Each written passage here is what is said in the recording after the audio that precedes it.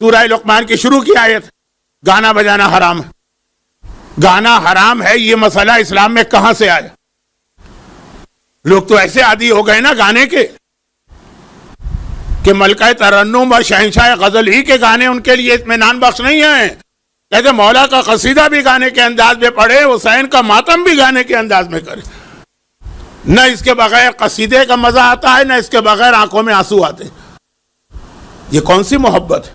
شیطان کس طریقے سے لوگوں کو بہکاتا ہے، یہ ایک پورا الگ موضوع ہے. تو اب وہ کہ کہاں لکھا ہے قرآن میں گانا حرام ہے؟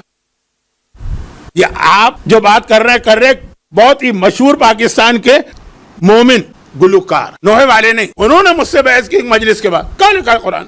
اور وحید علی بھائی، جب رسول خدا مکے مدینے میں داخل ہو رہے تھے تو مدینے کی بچیاں گانا گا رہی تھی، طلع البدر علینا من ثنیات الوداع. اب تو بہت مشہور یہ قصیدہ، پیغمبر نے کچھ نہیں.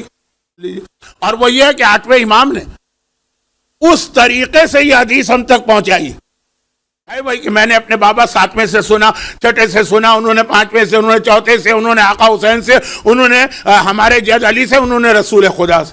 خبردار، یہ پیغمبر کا جملہ ہے، خبردار، نہ ہمارے دشمنوں کا لباس پہننا، نہ ہمارے دشمنوں کا کھانا کھانا، نہ ہمارے دشمنوں کے راستے اور طریقے پہ چلنا، ورنہ تم بھی ہمارے دشمنوں میں شامل سمجھے جاؤ گے.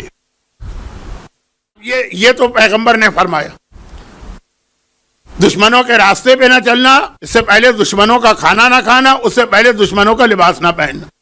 اب یہ حدیث تو 8ویں امام نے اپنے جد سے نقل کی، پھر وضاحت خود کر رہے ہیں 8ویں امام. تو حدیث کے 2 حصے ہو گئے، الفاظ رسول کے ہیں، تفسیر 8ویں امام کی ہے. پوری حدیث نہیں پڑھ رہا.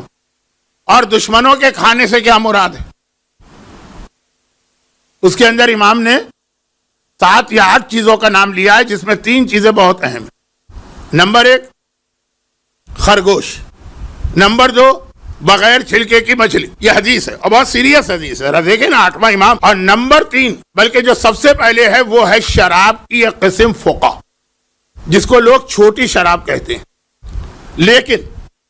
لیکن یہاں پر صرف یہ نہیں کہا، بلکہ یہ بھی کہا کہ کیا تمہیں معلوم ہے جب دربار یزید میں میرے مظلوم جد کا کٹا سر گیا تھا تو یزید کیا کر رہا تھا؟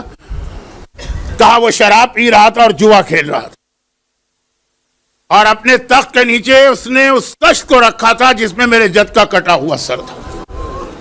تو ہمارا شیعہ تو کبھی یہ 2 کام نہیں کرے گا، نشے والی چیز استعمال نہیں کرے گا اور جوئے کی طرف نہیں جائے گا، چاہے وہ جوا باقاعدہ کیسینو کے شکل میں ہو، چاہے وہ جوا اسنوکر اور بلیٹ کی شکل میں ہو. Last year